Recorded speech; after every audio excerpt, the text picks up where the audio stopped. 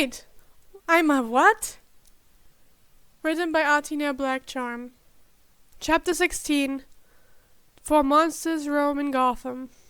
Then he followed Grunty in the sewers. Grunty's steps didn't falter once as he lumbered in the dark. There was a familiarity in the sway of his hands at his side, and a slight hum from him, following the tune of his namesake rhyme. It was nice to see him at ease and at home, there in the underground tunnels of Gotham. Even more so when Danny was allowed to come along with him. The sound of running water and drips from the pipes sang of her contentness. It had become rare to come by in the passing days. For the past days, Gotham was a flurry of unease, running footsteps, and the hiss of the lit fuse kept lurking in the dark. Her shadows were oddly still, but rippled as if experiencing shockwaves far away, even in the middle of the day. She'd give him no answer when he asked what was wrong. She even strayed from his side when she had almost always been there for the past months. He was grateful that she had been there when Grunty invited him down. The deeper they went, the calmer she became. Hours went by, and they continued to walk, even as the ground gave way to natural rock, and the echoes of humans faded away. Still Grunty walked and hummed. At one point Grunty stopped. In front of him a cliff to darkness, where the water ran off in a tumultuous waterfall. When Danny looked past Grunty, he could not see the bottom. It was as if they had reached the end of the underground, and there was an abyss ahead of them. Any other person would crumble under the pressure of being faced with the abyss and roar of water at their side. But Grunty let out a deep sigh of relief and sat down, letting his legs hang off the edge while his hands came to pat the stone beside him. Then he smiled and sat down, letting his head tilt into Grunty's arm as he started to hum once again. Something was amiss in Gotham. The wail of sirens ran rampant in the streets as yells and screams joined the chorus. The sun was setting, but the building was lit with flames that burned those who came near it. Men with perpetual smiles or hidden faces all in the black stalked the streets with weapons in hand. The ticking sound of a clock matched the beat of their footsteps on the burned ground. Gotham lent her shadows to her nights. She called for her people to hide and be silent while others fought with gritted teeth. She willed for the wind to calm, so the flames would not devour another home. Her nights followed her call and stopped those who dared to sow chaos, but still they were not enough.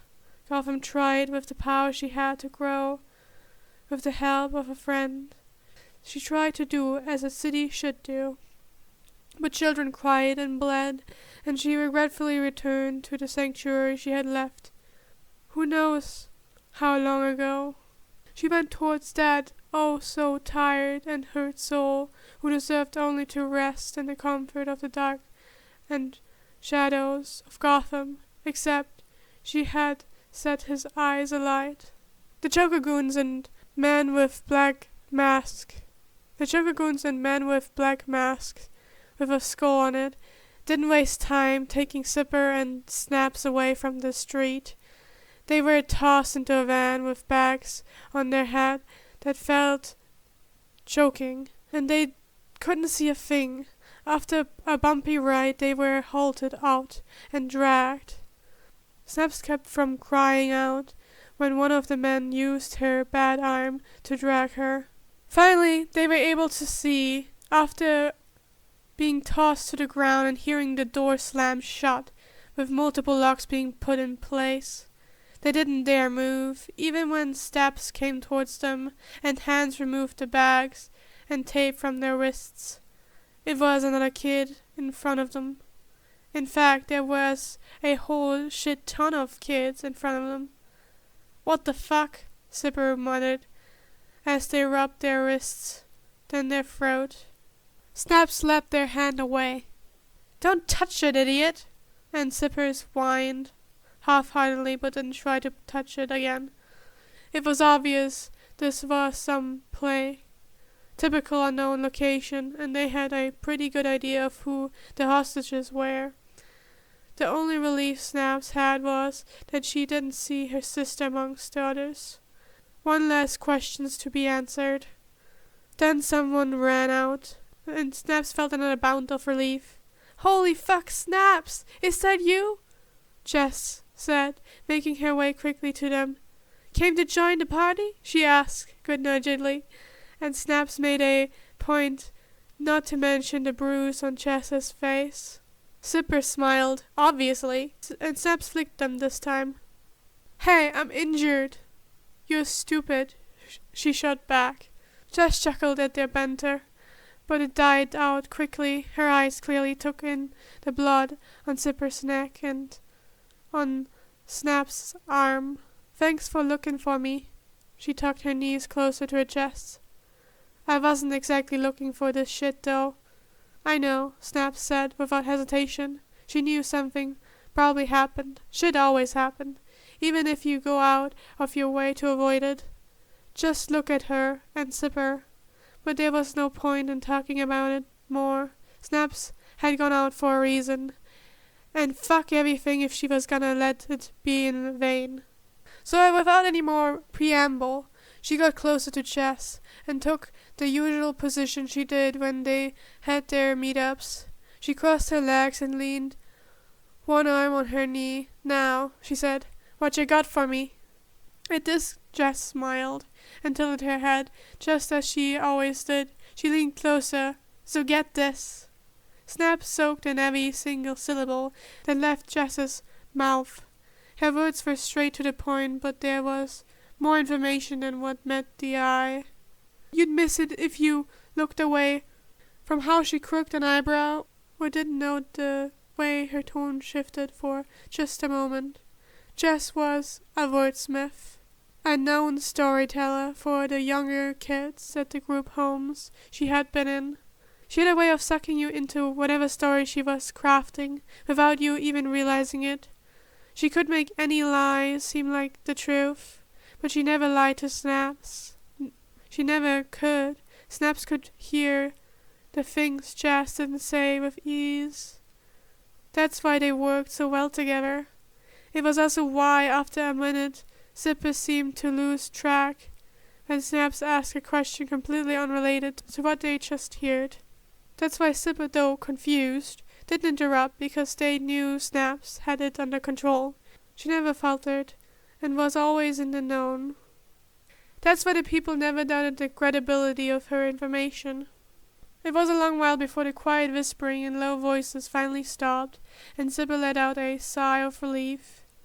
"How the actual hell do you remember all of that shit?" Jess and Snaps both shared a look before smiling. "Trade secret," they replied in unison, and Zipper let themselves fall back to the floor with a groan. "Weirdos. Just someone explain to me what the fuck is going on." Snaps rolled her eyes. Cliff Notes version. "This is a team-up with the Joker and the Black Mask." Zipper sprang up. "But didn't Black Mask die?" Jess shrugged. "Yeah, but now he's back. One of the guys was talking about it outside. Apparently he's a little cuckoo too," Snaps added, with a wince as she tried to check her arm. Snapper frowned before coming close to look at her arm. "Explains working with the Joker," they said, while turning her arm gently. "This is just a graze." "I know, fucking hurts. Stop bleeding though, right?" "Yeah, still ugly as shit." "Oh, fuck off." Jess laughed lightly again. "I think someone might have something to help with that, but other than that, we're just waiting." She gestures to the others, who were sitting mostly together far away from the door. A few had clearly been trying to listen, while more of them were clearly minding their own business. Typical of a Gotham kid. There really wasn't anything else to do anyway.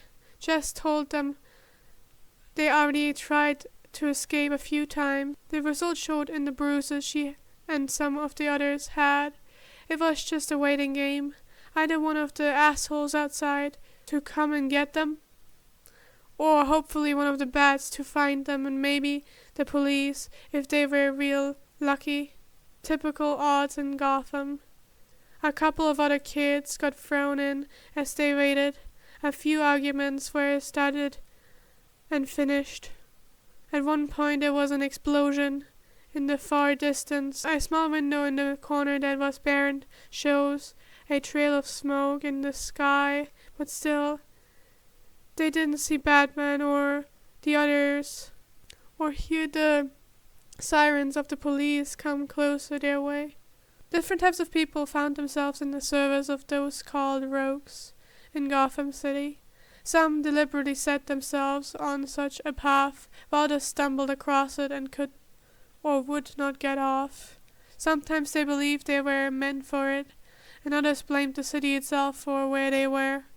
Either way, the creature that made its way towards these individuals, with a presence as foreboding as the moon going in front of the sun, would not discriminate. The light speeding away as these goons, as people may call them, talked unaware of the creature that had come to get back what was stolen from them. But the Joker is somewhere with the bats a man had started, but he didn't get to finish a sentence as darkness swallowed him. The man across from him startled back but didn't fall. Before he can, a hand from the darkness reached out and pulled him back into what swallowed his comrade. Two men see nothing, as if their eyes were closed, but two sickly glowing eyes appeared, staring deep inside of them. It draws close, and they feel so cold. There's a pinprick of claws at their necks. Where are they? The voice steals the little breath they have in them, and they cannot answer for a moment. They didn't know how to answer. He doesn't know who they are. Maybe this was the bat, but his eyes were white, and last time here it was on the chase, with the Joker having a ball. All things going according to plan, yet here they were, in front of something they didn't know, but they didn't know who this was. Their eyes did not blink, and things began to buzz. The pressure made it hard to breathe, the little shallow breaths they had been allowed. The claws barely digging into their necks, but are so sharp with the faint tremor traveling through their bones. It is enough for blood to drip down their necks. Little ones, another voice said, and suddenly Solomon Grundy was there, his hand holding the limp body of someone else like a doll at his side. Where are the little ones? He asked again. Rogues. Gotham was full of them. Solomon Grundy was one of them. But this thing looking at them was something else entirely. Something they wanted to get away from. They hadn't signed up for this shit. The only little things they had were those brats. They gladly give up where they are. With their answer, Solomon Grundy hums and drops the body at his side, except he doesn't move. Instead he stared into the dark, and the men's eyes couldn't help but be drawn to those wretched eyes again. A toxic green is the last they see before everything goes black. The kids kept their ears peeled for every little thing outside. There were shuffling footsteps, murmurs, and slight arguments. There's the sound of distant sirens not coming their way. Distant rumbles were most likely explosions, and they continued to wait. For most of them, these sounds are familiar, a fact that they all know and have no need to voice. It wasn't until hours later that something finally happened. The muffled sounds from outside grew louder. A yell, gunshots, a scream. Suddenly someone hit the door, and the light bulb that lit their room went out completely, plunging them into utter darkness. They didn't hesitate to scramble away from the door, grabbing anything they could, and kept quiet. Being quiet had saved them more times than they could count. More gunshots rang out, and there were more thuds. along with one sickening crack. One of the kids, not a street kid, but the clothes they had been wearing, started to cry. But oddly enough, Zipper almost felt calm, and had yet to grab Snaps like they did when they were nervous. It didn't feel dangerous, even as the door cracked open from the sound of shifting logs and the groans of metal. Zipper didn't feel like hiding back or charging forward. There was something familiar, even more so than the sound from before, and a part of them felt relief. When the door opened, the already dark room seemed to become darker, as if a shadow had swallowed them whole. They couldn't even see their own hands, but it didn't matter. Something else was in the room with them. "Bright Eyes?" Zipper whispered happily. At the same time, Snaps let out a gasp. There was shuffling from the others in the room, but Zipper ignored it and went to get up. They knew they were okay now. They ignored the other kids, who were no doubt scared, but they knew they were okay because he was here. Little shadows. Danny said, and his voice was like a calming blam to the unease from before. "Are you hurt?" he asked, his voice turning just slightly sharp at the last word. It was too dark to truly see, but Danny's eyes that glowed drew closer, and soon they could feel his hands lightly touch their arms. His grip wasn't tight or restraining in a way that made them want to hide away. They didn't hesitate to grab Danny's hands and feel relief in his firm but gentle hold. Slowly, Danny's fingers glided across Zipper's hands and arms as if searching. He was silent until there was a hiss cutting through the air, and one of his fingers brushed against the dried-up blood on Zipper's neck. The same happened when he reached out to Snaps, and she winced at the bullet graze on her arm. Danny's eyes flared, slightly brighter. The green of it became even paler than what the two of them had seen before. For some reason they just knew that if it were anyone else looking into his eyes, it would burn. Still, even for Zipper it was becoming too much, and they blinked out tears in their eyes. When finally Danny's gaze broke, as Snaps began to speak, she quietly explained to Danny what had happened. Danny didn't once interrupt or ask Snaps a question. He took in every word, just as he always did. He always listened. It was only after Snaps finished that Danny spoke. When he did, it was a whisper, a quiet mumbling that Zipper and Snaps didn't have any issue hearing, as it felt like he was whispering it from inside their heads. "I will take care of the rest, but you must lead the others out." His eyes closed, plunging them into darkness for a moment before they opened again. "Head east to safety. Make sure all the children follow. No one will cross your path until you reach your destination." A tingle ran up their arm, like electricity, and the two of them nodded, but then Snaps reached out to grab Danny's hand. It was colder than usual, and a part of her wondered if he always had such long nails, almost like claws. His eyes shifted to her, and there was no pupil anymore. "Be careful," she said harshly, not even bothering to add her usual title of weirdo at the end. Those eyes flared brighter for a moment. Zipper and Snaps caught a glimpse of sharp teeth amidst the dark.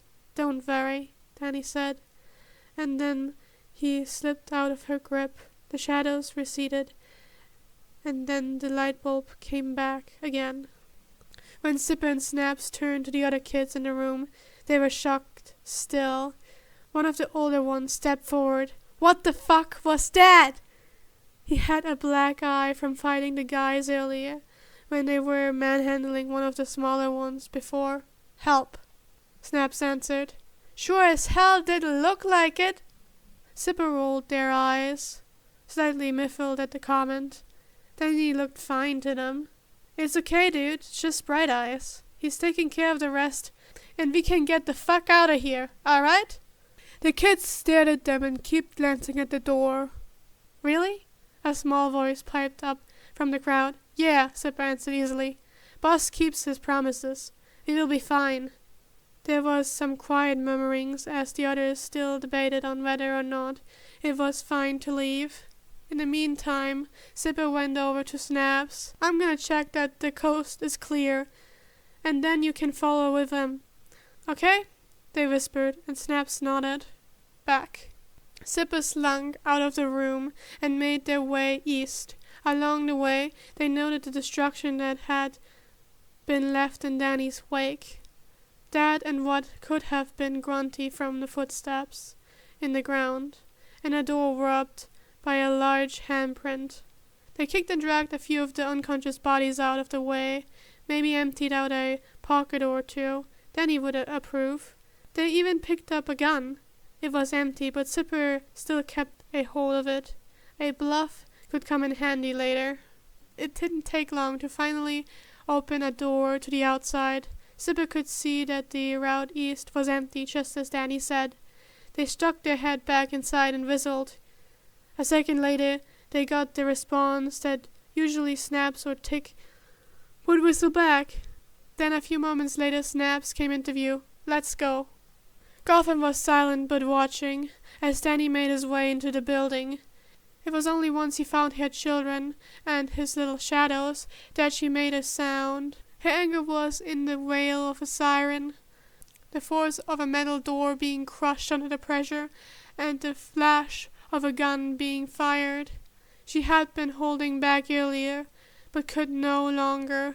Unknown to him, Gotham's shadows clung to Danny as they would do with a certain night. Danny moved swiftly, unaware of how his feet barely touched the floor. He followed a sinkingly sweet and rotten smell, like a curse clinging onto a corpse. It had lingered around his little shadows and the other children. It trailed upstairs into an office with broken windows and a door on one hinges. Inside was a man in a dirty suit. His face was something Danny would have seen in the realms, with his skull protruding out, and his skin as if coated with his layers of ash and grime. His eyes were prickled with golden enrage that burned like fire. He didn't look at Danny. Instead, he rummaged around the room, muttering of flames, vengeance, smiles, and deals. It was nonsensical. Gotham was her usual chorus of anxiety until it wrapped up into fear. The sound of trains going off the track, twisted metal, thundering feet, and the slam of a coffin closing shut. But there was a whisper of a name that Snaps had spoken of before, Black Mask. In his hand was a bomb, an odd clump of wires, but the time ticking down was telling enough. 4, 6, 4, 5, 4, 4. The screech of metal drew louder, and Gotham's shadows trashed like an animal caught in a trap. The echo of screams long past whispered into Danny's ears. It reached a fever pitch when the man finally looked at Danny. You! He yelled before launching himself at Danny. Carelessly, he dropped the bomb that continued to tick down. The assault of Black Mask reminded Danny of a child throwing a tantrum. His emotions leaked out like a faulty pipe that finally bursted. Dirty, sloppy emotions filled the room with a horrible stench. He managed to push Danny against the filling cabinet while Danny tried not to gag at the sensation of it all. It was only a moment later when he stomached it and finally pushed back. Danny wasted no time in pushing out his own aura to wash out the bitter taste in his mouth. When he did, Black Mask stumbled back, looking dazed. He yelled as he fell down and started to crawl back to the bomb. They did this! They did this! It was supposed to be mine! But that bastard! Black Mask grunted. He took it! That dirty fucker! And him too! He coughed before a small laugh started to build up. He did this And that he just he panted, but couldn't catch his breath with the chuckle slipping out. 2, 3, 2, 1. 1:58. Black Mask kept trying to drag himself closer to the bomb while laughing. Gotham's shadows pulled back, and Gotham was ringing in Danny's ear like a bullet to a bell.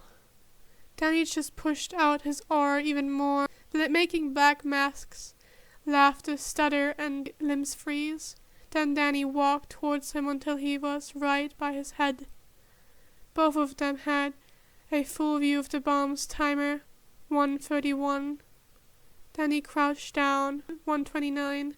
Then he looked at Black Mask, who was straining against laughing while out of breath.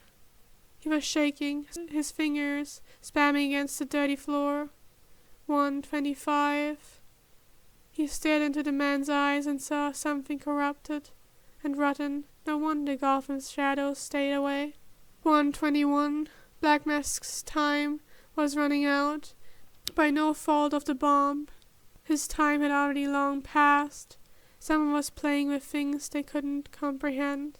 The disgusting tinge of glee and amusement lingered around like fruit left out for too long. The man already passed out, still twitching in his sleep.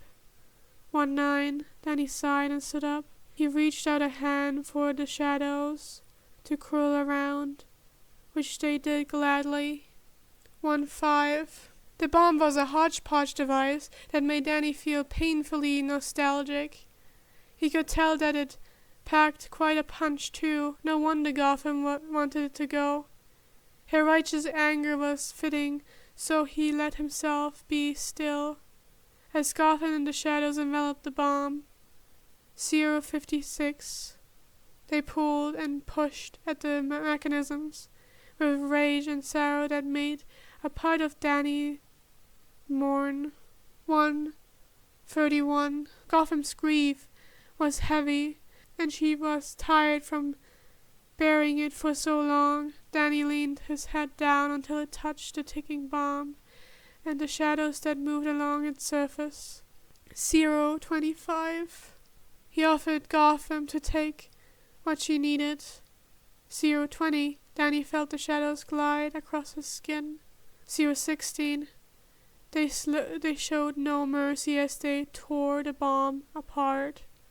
0:08. The clock stopped, and Danny lifted his head. The shadows returned to the corner, and Gotham was the silent rumble of distant trains on a track, though slowly rising. Then he let the bomb fall, and he stepped over the Black Mask as he made his way downstairs. Gotham had left some of her rage in him, and he could feel it grow as he heard the yelling and roars of Grunty getting closer. There were still threats to deal with. Danny knew that Grunty could take care of himself. He had been for a long time. He was a huge man with a strength that could crush concrete in the hand he used to carefully hold playing cards. He could be deadly silent when he wished to be, and loud enough to make you want to cover your ears. There was no doubt in Danny that Grunty could handle things in a fight.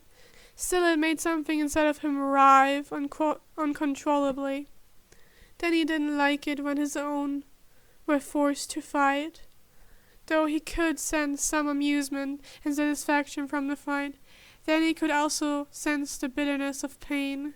He followed the trail, stepping over unconscious bodies and metal that had been clearly torn down. He followed until he could see the back of Grunty as he roared at those in front of him. 6 men. Grunty swung an arm out. 4 men. Another roar, and pride swelled up inside. It was a pleasant feeling that made Danny want to smile. It slightly smoothed Gotham's echoes of anger from before, because Grunty was one of hers too. He was partially a part of her. So when one of the men yelled out, "Kill that fucking monster!" That anger ran through him like a burning bullet, spreading from one spot until Danny's fingertips tinged. Then the man lifted his gun, much to the other man's delight, and pulled the trigger. The tingling ramped up until it was as if there was a live wire underneath Danny's skin when he heard Grunty's grunt from one of the shots. He didn't remember moving, but suddenly it was quiet. The only sound was the heavy breathing from the man in front of Danny. He was still holding the gun, his eyes wide in shock at being the only one left standing. Then he stared at him. "Don't." The man's face twisted as he looked back at Grunty and then back at Danny. "Have to put it down. Fucking free." The man's words turned into gasps as the air was knocked out of him from hitting the ground. Danny was a heavy presence on top of him, a cold presence, a very, very cold presence, and he was still staring right into his eyes as the man tried to catch his breath. Gotham was utterly silent, but watching. Then he leaned in closer. "When you bleed, do you not feel pain?" His voice was cold and calm. "Do you not wish to stop it and run away from the knife, from the gun?"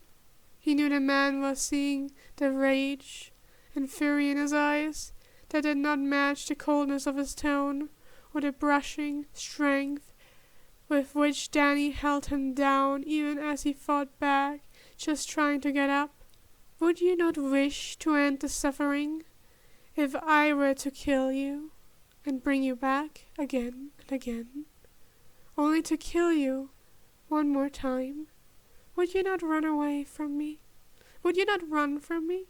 Would you not seek solace from death that I bring with me?" Danny asked, because he wondered. Danny wondered what others would do if they were like him. Just how much would it change the way they wanted to treat him, wanted to treat Grunty? What if they were the ones who had to suffer that pain? Would they be so eager to dole it out? To say that it was nothing? To make the deaths as if it was something insignificant? A hand that held down one of the man's shoulders moved to his neck and squeezed. It stayed even with the renewed frailing. Danny remained unmoving, slowly tightening his grip until he was sure they couldn't breathe. "Do you not wish to breathe and cool down the burning inside you? Do you see your life flashing by? Do you see your mistakes? Do you regret it?"